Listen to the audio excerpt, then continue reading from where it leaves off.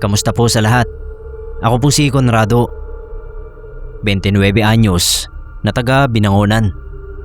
Nagtatrabaho po ako bilang janitor sa isang Catholic school. Doon din sa eskwelang yon, nangyari itong kakaibang karanasan ko. Noong nakaraang taon lang po ito, August 2025. Mga bandang alas 5 ng hapon nun. Palubog na yung araw. Naglilinis ako ng mga grade 6 classroom. Wala nang ibang tao at tahimik na yung kinaroroonan kong floor. Pero may ingay pa rin mula sa covered court. May mga nagpa-practice pa rin kasi ng basketball doon. Hindi naman problema sa akin yon, kasi sanay naman na ako. Pero pagpasok ko sa isang classroom, natigilan ako agad doon sa may pinto. Bigla kasi akong kinabahan. Tumingin-tingin ako sa loob ng classroom, pero wala naman akong napansing mali. Lumakad ako ng konti papasok. Mga yabag ko lang yung naririnig ko. Kakaiba yung katahimikan sa classroom na yon. Ito po yung katahimikan na nararamdaman mo talaga sa balat mo. Parang bumabalot sa buong katawan. Hindi ko na nga marinig yung mga nagbabasketball sa covered court. Hanggang sa nakita ko yung krusipiyo na nakabalandra sa sahig. Doon yun sa ibaba ng blackboard. Sa school na ito kasi, bawat classroom may krusipiyo sa harap. Sa bandang itaas ng blackboard, doon yun nakalagay. Gawa po yan sa kahoy at mga isang dangkalang laki. Hindi na nakakapagtaka yung ganon sa school na pinagtatrabahuhan ko. Catholic school nga kasi. Binalik ko sa pinaglalagyan yung krusipiyo. Nagdasal ako sandali kasi kinukutuban pa rin ako. Pagkatapos ay nagsimula na akong maglinis. Konting walis lang naman ang ginawa ko. Nalinis naman na kasi ng mga cleaners ng klase yung room nila. Pero bago pa man ako matapos, may narinig akong nalaglag. Gulat na gulat ako kasi nga napakatahimik ng classroom na yon. Napaiktad ako at todo kabog talaga yung dibdib ko. Luminga-linga ako hanggang sa mapatingin ako uli sa may bandang harap. Yung krusipiyo nasa sahig na naman. Kinilabutan na talaga ako nun. Sigurado naman kasi ako na maayos kong nailagay yung krusipiyo sa ibabaw ng blackboard. Hindi yun dapat malaglag ng basta. Tinalo na ako ng kaba at kutob ko nun. Kaya taranta akong lumabas ng classroom. Hindi ko pinulot yung krusipiyo. Naiwan ko pa nga yung mga panlinis ko sa loob. Nasara ko ng pabalagbag yung pinto. Pagkalabas ko ay nagtaka uli ako. Nawala kasing bigla yung katahimikan na bumabalot sa akin. Dinig ko na ulit yung mga nagbabasketball. Kahit yung mga sasakyan na dumadaan sa labas ng gate ay naririnig ko na rin. Napakamot ako sa batok. Hindi maproseso ng utak ko kung ano yung nangyayari. Nanatili rin ako na nakatayo sa may pasilyo nun. Nakasandal ako doon sa may railings. Pilit kong pinapakalma ang sarili ko. Kumakabog pa rin kasi ng matindi yung dibdib ko. Nung kumalma na ako ay tsaka ako tinignan ulit yung pinto. Lumapit ako ron at binuksan ko. Pumasok uli ako sa classroom. Wala na akong kakaibang nararamdaman. Hindi na masyadong tahimik sa loob. Lumakad ako papunta sa may harap. Tinignan ko yung sahig. Pero hindi ko na makita roon yung krusipiyo. Tumingala ako. Agad ay napalunok ako. Nakita ko kasi yung krusipiyo sa dapat nitong kalagyan. Talagang nagtaka ako.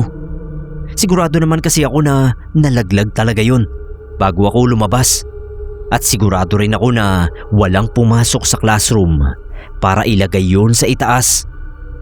Muli akong kinilabutan. Kaya mabilis ko na lang na kinuha yung mga panlinis na naiwan ko. Tapos lumabas na uli ako. Lumipat na ako sa ibang classroom para ituloy yung trabaho ko. Maayos naman ang paglilinis ko sa mga sumunod na classroom. Wala naman na akong naranasan o naramdamang kakaiba.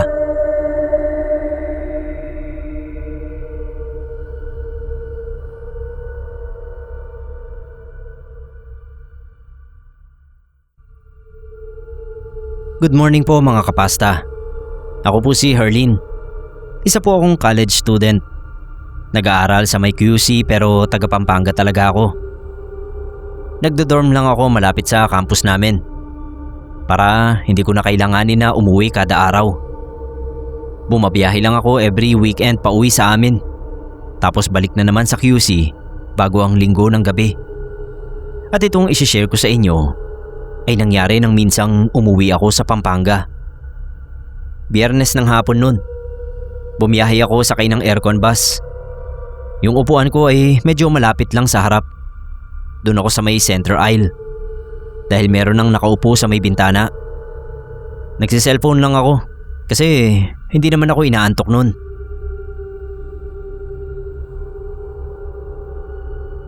Nasa Bulacan pa lang yung bus. Nakaramdam ako ng konting pagkahilo. Nagtaka ako. Maayos naman kasi yung pakiramdam ko nung sumakay ako. Isa pa, hindi naman ako mahihiluhin sa biyahe. Kaya kong manatiling relax at kalmado kahit ilang oras na biyahe pa yan.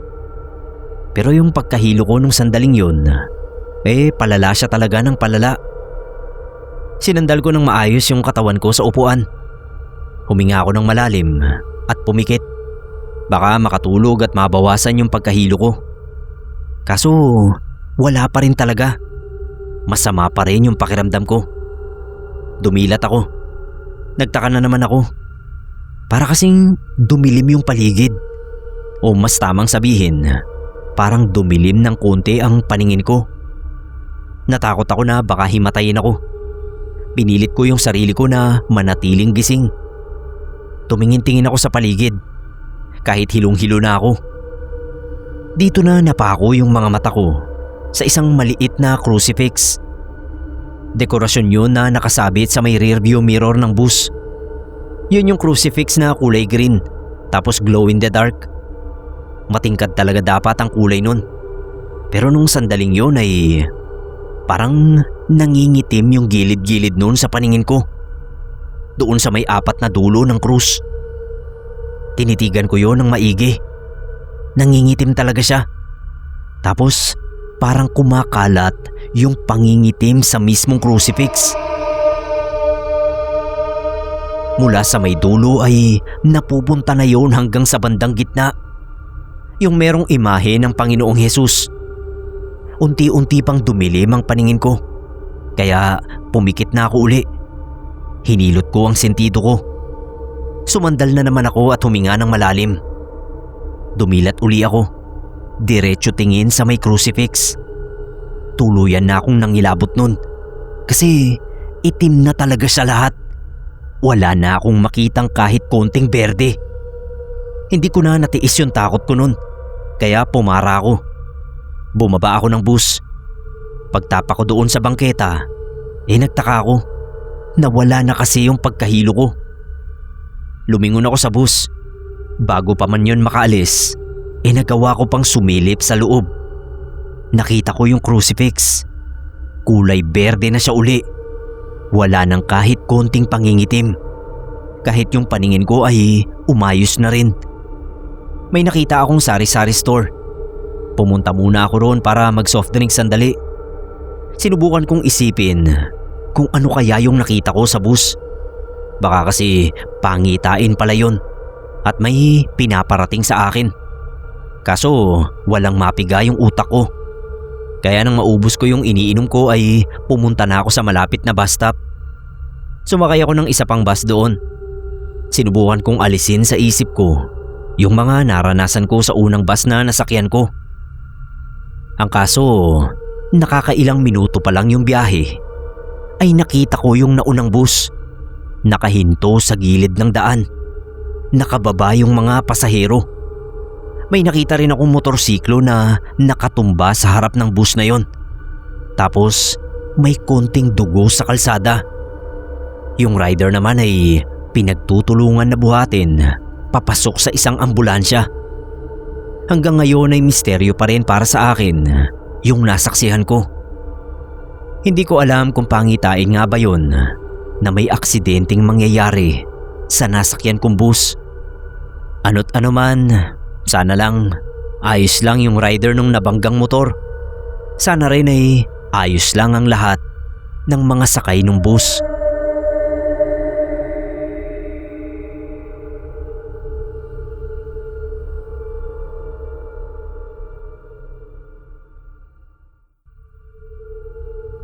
Magandang araw po.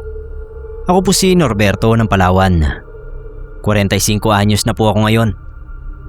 Noong maliit pa ako, ay meron akong napulot na isang palawit o pendant. Cross po siya na gawa sa tanso. Maliit lang din. Wala pang 1 pulgada ang haba. Wala naman yung kakaibang design, pero naisip kong ilagay sa lubid at gawing kwintas. Mula noon ay lagi ko na siyang suot.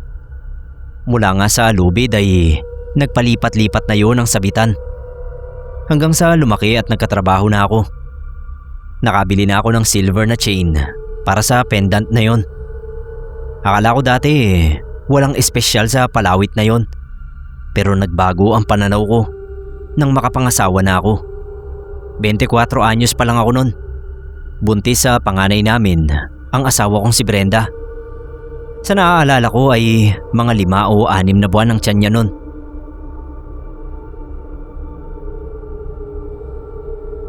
Nagpunta kami sa bayan para magpa-prenatal. Pero natagalan kami kasi matagal dumating yung doktor. Tuloy ay inabot kami ng gabi sa daan. Hindi naman liblib yung sa amin.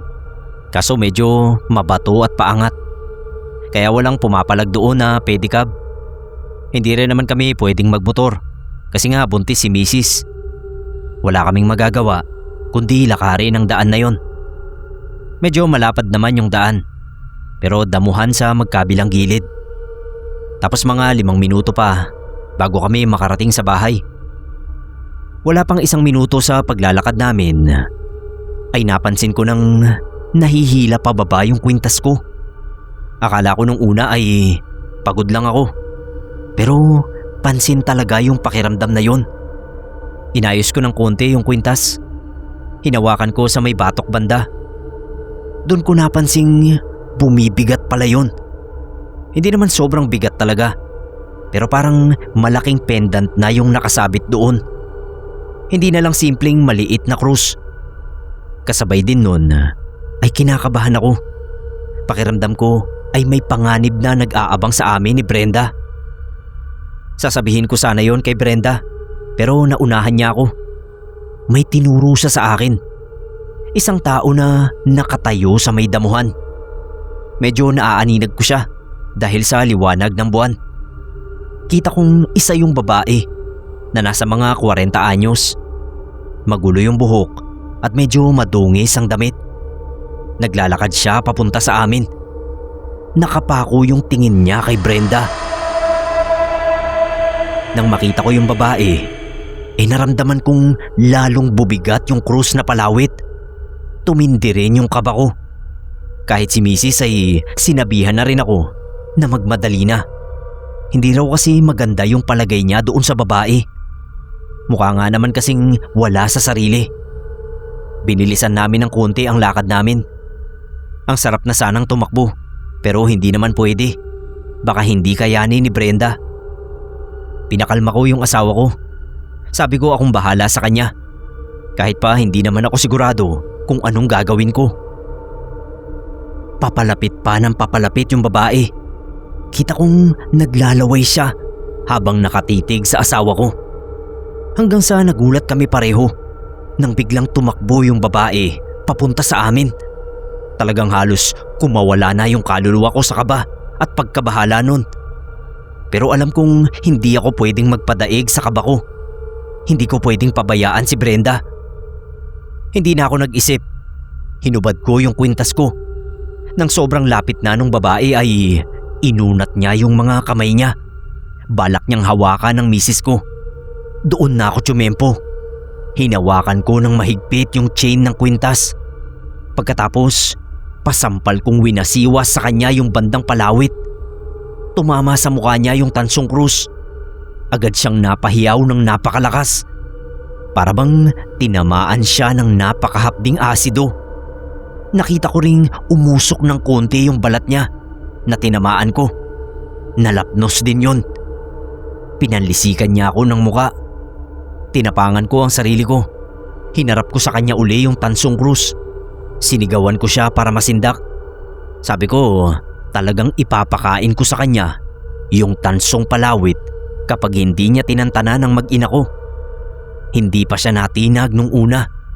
Pero nung umakto ako na tatamaan ko siya uli, ay doon na siya tumalikod at tumakbo. Tinanong ako ni Brenda kung paano ko nagawa yon. Umiling ako. Sabi ko hindi ko alam.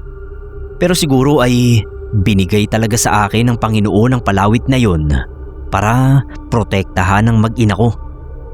Kahit noon din ay pinasuot ko yung kwintas kay Brenda. Sabi ko wag niyang ihihiwalay sa katawan niya, lalo hanggat buntis pa siya. Mukhang epektibo naman dahil ligtas niyang naisilang ang anak namin.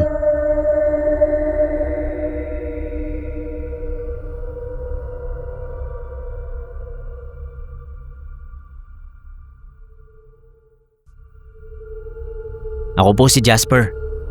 New listener niyo lang po ako. Ang live-in partner ko ang nagbanggit sa akin ng tungkol sa channel niyo. Hinikayat din niya ako na ibahagi yung isang kakaibang experience ko. Nakwento ko kasi sa kanya yun dati. 7 anyos pa lang ako nang mangyari yun. Taong 2011. Nagka-dengue yung bunsong kapatid ko na si Shari. 3 anyos pa lang siya nun. Pero hindi siya agad nadala sa ospital. Kasi akala nila mama, simpleng lagnat lang. Kaso nung umabot na sa 30 yung temperatura niya, nataranta na sila. Sinugod na nila sa ospital. Doon nalaman na dengue nga ang sakit ng kapatid ko. Na-confine siya noon. Pabalik-balik sila mama at papa sa ospital. Sinabihan lang nila yung kapitbahay na tignan-tignan ako. Lagi lang din nila akong iniiwanan ng pagkain. Wala kasi kaming malapit na kamag-anak. Sa unang mga araw ay kalmado pa naman sila mama, kahit halatang problemado. Yon ang nakikita ko kapag umuwi sila para kumuha ng mga gamit. Pero paglipas ng mga ilang araw ay umiiyak si mama. Sinabi niya sa akin na nasa alanganin na raw ang kalagayan ni Shari. Manalangin daw ako ng maigi. Nabahala naman ako. Mahal na mahal ko ang kapatid ko. Kaya pag alis ulit ni mama ay nagdasal nga ako. Gabi na nun. Humarap ako noon sa altar na nasa kwarto namin. Nagsindi ako ng kandila. Yung medyo mataba na nasa loob ng parang baso. Nailawan noon yung krusipiyo at rebulto ng mahal na birhen. Lumuhod ako. Pumikit at nagdasal. Sa totoo lang po ay hindi ako marunong magdasal ng maayos nun. Basta sinasambit ko lang yung mga alam kong dasal. Tapos kinakausap ko ang Panginoon. Hanggang sa may narinig akong parang natumba. Dumilat ako. Nakita kong natumba yung krusipiyo. Takang-taka ako. Wala naman kasing pwedeng magpatumba nun. Maayos naman siyang nakatayo nung una. Tinignan ko rin yung sulok-sulok ng altar. Wala naman akong nakitang butike o daga. Nakaramdam ako ng takot. Lumala pa yun kasi naalala ko na mag-isa nga lang pala ako sa bahay nun. Tinayo ko na lang ulit yung krusipiyo. Sinigurado kong hindi na talaga yun matutumba. Tapos lumuhod ulit ako at pumikit. Nanalangin ako. Una para sa kapatid ko. Ikalawa, sana ilayo nga ako ng Diyos sa kapahamakan. Ang kaso, hindi na nawala yung takot ko. Pinilit ko na lang talagang manatiling nakaluhod. Umaasa kasi ako na marinig ng Diyos ang dasal ko. Hanggang sa bigla na lang may tumunog sa may altar. Tunog na tumba pa rin. Nagkusa na yung katawan ko na mapatayo. Agad akong tumitig sa altar. Kita kong natumba na naman yung krusipiyo. Itatayo ko sana ulit. Pero natigilan ako. Nawawala na kasi yung Kristo doon sa krus na yon. Hindi ko alam kung bakit nawala. Hindi naman kasi yun pwedeng tanggalin mula sa krus. Tinignan ko yung altar. Wala siya roon. Wala rin sa sahig. Doon na ako natakot talaga ng sobra. Kaya naman mabilis kong hinablot yung isang unan at kumot ko. Takbo ako palabas ng kwarto namin. Doon ako humiga sa may sofa ng sala. Nagtalokbong ako ng kumot. Sinubsob ko yung mukha ko sa unan. Doon na lang ako nagpatuloy sa pagsambit sa pangalan ng Diyos hanggang sa makatulog ako. Nagising lang ako nang may tumatapik na sa akin. Pagdilat ko ay nakita ko yung kapitbahay namin.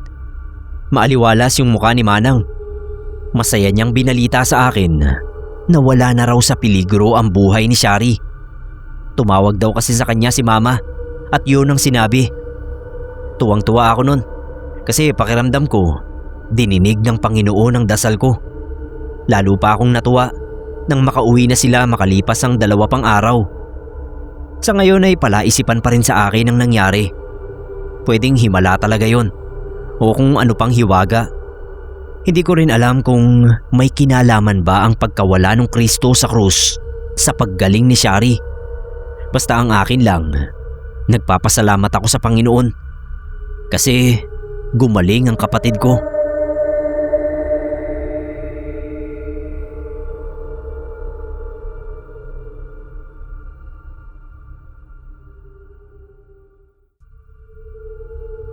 Tawagin niyo po akong Brad. Taga rito lang po ako sa Maynila. Ang ikukwento ko ay isang kakaibang karanasan ko noong akyat bahay pa ako. Binata pa po ako nito. Taong 2017. May nilooban akong bahay noon. Sinakto kong tulog ang mga tao. May nakuha akong pera, mga alahas at 2 cellphone. Meron din akong nakita sa may sala. Merong nakatayong crucifix doon sa may altar. Mahigit 1 dangkal ang haba nun. Tapos gawa sa ginto. Mabilisan ko yung sinuri. Talagang gawa siya sa ginto. Wala rin kahit anong scratch o damage. Kaya nilagay ko na agad sa bag ko. Pagkarating ko sa inuupahan kong kwarto, ay nilapag ko sa kama yung bag ko. Binuksan ko yon para tignan yung mga nakuha ko. Agad na pa ako yung paningin ko doon sa crucifix. Nagtaka ako kasi balot na yun ng kalawang. Talagang punong-puno talaga ng kalawang. Pakiramdam ko nga mababali na yung bandang paanan kapag pinuwersa ko.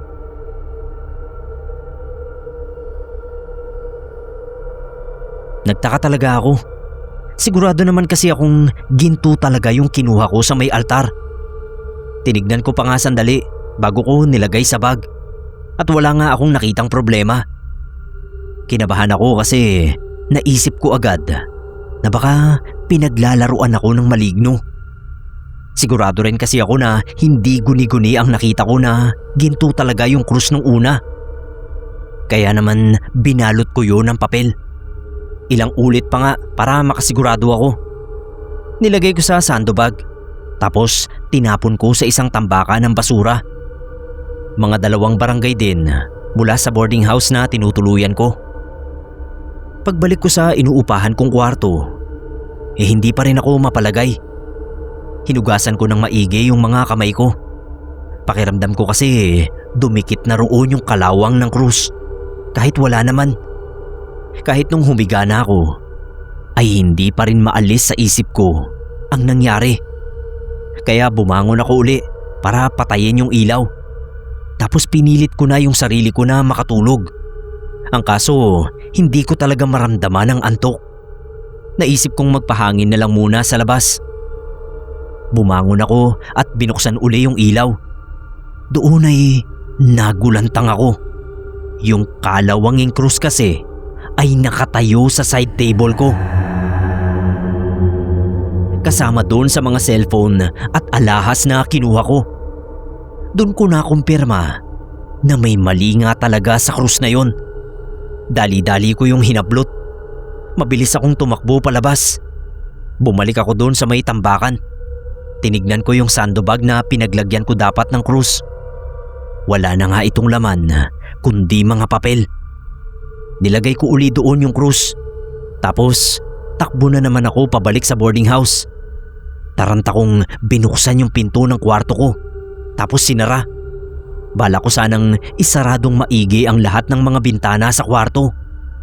Kaso pagtingin ko sa side table ay nandoon na naman yung krus. Naunahan pa akong makabalik. Sinigawan ko yung krus. Sabi ko, ano ba kasing kailangan niya sa akin? Bakit ako ginugulo? Para talaga akong may sayad nun. Nagsasalita mag-isa sa kwarto ko. Hanggang sa meron akong naisip. Baka sakaling tantanan na ako ng krus kapag ginawa ko yun. Nilagay ko yung kinakalawang na krus sa bag ko. Pati yung mga cellphone, alahas at pera na kinuha ko sa may-ari ng krus. Nilagay ko lahat sa bag. Tapos lumakad ako pabalik sa bahay. Doon sa bahay na pinagnakawan ko. Kabadong-kabado ako nun. Siyempre, magnanakaw nga ako. Hindi ako ng loob ng mga bahay para magsoli ng kinuha ko.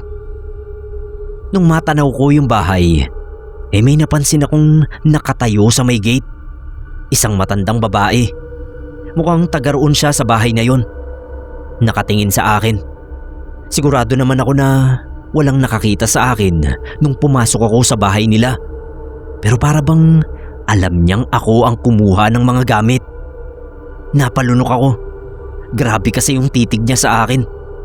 Hindi naman matalim yung mga mata niya. Pero yung tipo ng tingin na parang tumatagos sa kaluluwa ko. Nilakasan ko ang loob ko. Lumapit ako. Tahimik akong tumayo sa harap ng matanda. Binuksan ko yung bag. Pasimpleng isasauli ko na lang sana yung mga laman nun. Pero nagulat ako. Kasi ginto na ulit yung crucifix. Wala nang kahit konting kalawang. Napalingon ako sa matanda. Nakatingin pa rin siya sa akin. Nanginginig kong inabot sa kanya yung krus. Kahit yung mga cellphone, alahas at pera. Binigay ko lahat. Pagkatapos noon ay mabilis na akong tumalikod at umalis. Yung matanda nakatingin lang sa akin. Tapos nakangiti pa na parang nakakaloko. Simula po noon ay hindi na uli ako nagnakaw. Natakot na kasi ako na baka may makuha ulit akong gamit. Nagugulo sa buhay ko.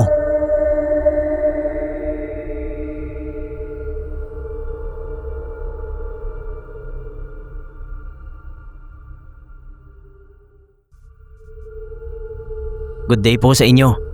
Ako po si Frederick, bank manager dito sa Marikina. May asawa at meron kaming isang anak. Si Faith ang misis ko at si Matt naman ang anak namin. 4 years old na si Matt nang mangyari ito. Huling bahagi ng 2021 nang kumuha kami ng yaya na magbabantay kay Matt. Babalik na kasi sa pagtatrabaho sa opisina si Faith noon. Ang nakuha naming yaya ay si Manang Vina na galing Masbate. Nasa 40 anyos siya noon. Mabait naman si Manang, masayahin, tapos masipag. Mabilis din siyang nakasundo ni Matt, kaya wala talaga kaming naging problema nung una. Pero makalipas ang mahigit 1 buwan, may nababanggit na sa amin yung anak namin. Nagdarasal daw sila palagi ng yaya niya kapag hapon na. Doon sila sa kwarto ni Manang Vina. Meron daw kasing krus doon. Yun daw ang dinadasalan ng yaya niya.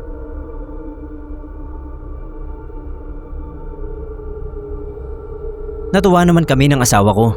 Ang iniisip kasi namin noon, normal na pananampalataya lang ang tinuturo ni Manang sa anak namin. Pero makalipas ang mga 2 linggo pa, napansin na naming nananamlay si Matt. Lagi rin siyang tulala. Tapos parang may binubulong. Hindi namin marinig ng maayos dahil napakahina lang nun. Pero pag tinatanong namin siya ay ayaw namang magsabi ng kung ano. Pansin kong nababahala rin si Manang sa kinikilos ni Matt. Pero kapag tumitingin ako sa mga mata niya, may nararamdaman akong kakaiba. Hindi ko nga lang agad matukoy kung ano yung kutob na yon. Kaya naisip kong magmasid muna. Nung sumunod na araw ay lalo pang nanamlay si Matt. Dumadalas din yung pagbubulong-bulong ng bata. Doon ko na napansing mga salitang Latin pala yun. Hindi ko maintindihan kasi hindi naman ako marunong mag-Latin. Pero sigurado akong Latin ang mga salitang yon kasi nga may pagkakahawig sa mga napapanood ko. Kinausap ko si Manang kung anong dasal ba yung tinuturo niya sa bata. Sabi niya, ordinaryong mga dasal lang naman daw. Pero habang nag-uusap kami, napapansin ko yung pagsulyap niya kay Matt. Tapos lihim siyang ngumingiti na parabang natutuwa sa kung ano. Sabi ko sa kanya, gusto kong makita ang kwarto niya. Noon din ay nagbago yung ugali ni Manang. Bigla niyang sinabi na wag ko raw pakikialaman ang kwarto niya. Hindi naman siya nanigaw, pero matigas yung pagkakasabi niya. Kaya nagulat ako. Kahit si Faith ay nagulat din. Napansin kong natigilan si Manang. Para bang natauhan siya na hindi niya dapat ginawa yon. Lumakas ang kutob ko, kaya mabilis akong lumakad papunta sa kwarto ni Manang. Doon na niya ako sinigawan. Sabi niya wag daw akong papasok sa kwarto niya. Pinagbantaan pa niya ako. Wag ko raw siyang galitin kung ayaw kong mapahamak ang anak ko. Sinigawan din siya ni Faith. Nagalit na rin kasi yung asawa ko. Dahil nga pinagbantaan ni Manang yung bata. Ako naman ay nasa tapat na ng pinto ng kwarto ni Yaya. Pinigilan niya ako. Hinawakan niya yung braso ko. Talagang madiin yung kapit niya sa akin. Pero hindi ako nagpapigil. Binuksan ko talaga yung pinto. Doon ay nanlaki ang mga mata ko sa nakita ko. May krusipiyo na nakatayo sa ibabaw ng tukador. Pero kakaibang krus yun. Dahil baliktad ang pagkakatayo at kulay itim. May nakita rin akong itim na libro sa tabi ng krus. Nanayo yung balahibo ko. Sinabihan ko agad si Faith na ilabas ang bata at sumakay sila sa kotse namin. Magtatanong pa sana yung asawa ko kung bakit. Hindi kasi niya nakita yung krus na yon. Pero hindi ko na siya pinagsalita. Sinabi ko na lang na gawin ang sinabi ko. Ginawa naman yon ng asawa ko. Dinala niya si Matt sa kotse namin. Kinuha ko naman yung susi. Tapos sinabihan ko si Manang Bina na umalis na. Lumayas na sa pamamahay namin at wag na ulit babalik. Kunot ang noo niya nun. Galit na galit sa akin. Gusto ko pa sanang bulyawan at sabihan ng kung ano-ano. Pero mas mahalaga ang kaligtasan ng anak ko. Noon din ay dumiretso kami sa isang simbahan. Sinabi namin sa pare ang nangyari. Agad nilang sinailalim si Matt sa pananalangin nila. Yung deliverance kung tawagin. Kahit yung bahay namin ay pinuntahan din nila para bendisyonan. Sa awa ng Diyos ay naging maayos naman ang anak ko pagkatapos nun. Naging masigla na uli siya at wala nang kakaibang kilos. Hindi na rin namin nakita uli si Manang Bina. At dahil sa nangyari, hindi na kami basta-basta kumuha ng yaya o kasambahay. Talagang todo yung background check na ginagawa namin para sigurado.